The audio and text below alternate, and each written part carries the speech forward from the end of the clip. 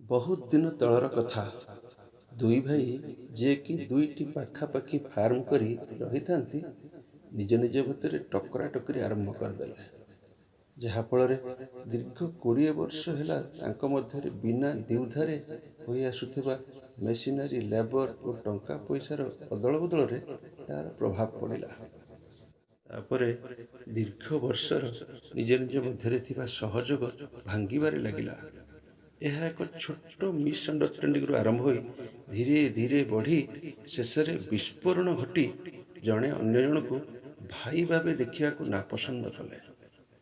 ଦିନେ ସକାଳୁ ବଡ଼ ଭାଇଙ୍କର କଲିଂ ବେଲ୍ ବାଜିବାରୁ ସେ ଖୋଲି ଦେଖନ୍ତି ତ ଜଣେ ବଢ଼େଇ ବା କାର୍ପେଣ୍ଟର ଠିଆ ହୋଇଥିଲା ଓ କହିଲେ, ସାର୍, ମୋତେ କିଛି ଦିନ ପାଇଁ କାମ ଦେଇପାରିବେ?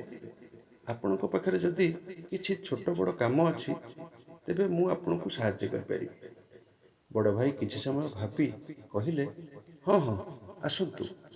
ତାଙ୍କୁ ନିଜ ଛାତ ଉପରକୁ ନେଇ ଦୂରକୁ ଆଙ୍ଗୁଠି ଦେଖାଇ କହିଲେ, ସେ ଯେଉଁ ନାଳ ଦେଖୁଛ ତା ଆର ପାଖରେ ମୋ ପଡ଼ୋଶୀ ରହୁଛନ୍ତି। ଯଦିଓ ପ୍ରକୃତରେ ସେ ମୋ ଭାଇ।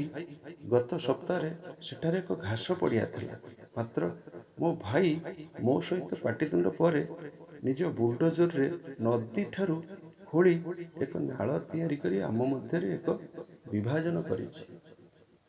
ସେ ତାହା କେବଳ ମୋତେ ବିରୋଧ କରିବା ପାଇଁ ହିଁ କରିଛି।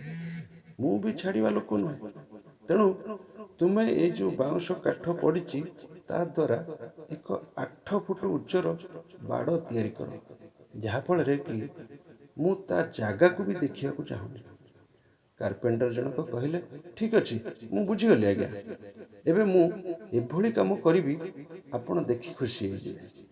ବଡ଼ ଭାଇଙ୍କର ସହରରେ କିଛି କାମ ଥିବାରୁ ସେ ସମସ୍ତ ସରଞ୍ଜାମ କାର୍ପେଣ୍ଟରକୁ ଯୋଗାଇ ଦେଇ ଚାଲିଗଲେ। କାର୍ପେଣ୍ଟର ଜଣକ ଦିନଯାକ କଠିନ ପରିଶ୍ରମ କରି ସନ୍ଧ୍ୟାବେଳକୁ ବଡ଼ ଭାଇ ଫେରିବା ବେଳକୁ ସେଠାରେ ପହଞ୍ଚି ଦେଖନ୍ତି ତ ସେଠାରେ ବାଡ଼ ବଦଳରେ ଏକ ଆକର୍ଷଣୀୟ ବ୍ରିଜ ଉକ୍ତ ନାଳ ଉପରେ ତିଆରି କରାଯାଇଥିଲା ଏବଂ ତାଙ୍କ ପଡ଼ୋଶୀ ବା ସାନ ଭାଇ ଅନ୍ୟପଟରୁ ତାଙ୍କ ଦୁଇ ହାତକୁ ସମ୍ପୂର୍ଣ୍ଣ ଖୋଲି ତାଙ୍କ ଆଡ଼କୁ ଆସୁଥାନ୍ତି। ଦୁଇ ଭାଇ ବ୍ରିଜର ଦୁଇ ପଟରେ ଠିଆ ହୋଇଥାନ୍ତି। ବଡ଼ ଭାଇ କାର୍ପେଣ୍ଟରକୁ କହିଲେ, ତୁମେ ପ୍ରକୃତରେ ଜଣେ ବିଜ୍ଞ, ଯିଏକି ମୋ ମନ କଥା ପଢ଼ିପାରି ବାଡ଼ ବଦଳରେ ଏକ ସୁନ୍ଦର ବ୍ରିଜ ତିଆରି କରିପାରିଛ। ଏବଂ ଦୁଇ ଭାଇ ବ୍ରିଜର ଠିକ୍ ମଧ୍ୟଭାଗରେ ଉଭୟ ଉଭୟଙ୍କୁ ଆଲିଙ୍ଗନ କଲେ। ବଡ଼ ଭାଇ ମୁହଁ ବୁଲାଇ କାର୍ପେଣ୍ଟରକୁ ଦେଖନ୍ତି ତ ସେ ବ୍ୟାଗ ଧରି ଫେରିଯିବାକୁ ପ୍ରସ୍ତୁତ। ବଡ଼ ଭାଇ କହିଲେ, ରୁହନ୍ତୁ, ଆପଣଙ୍କ ପାଇଁ ଆଉ ଗୁଡ଼ାଏ କାମ ବାକି ଅଛି।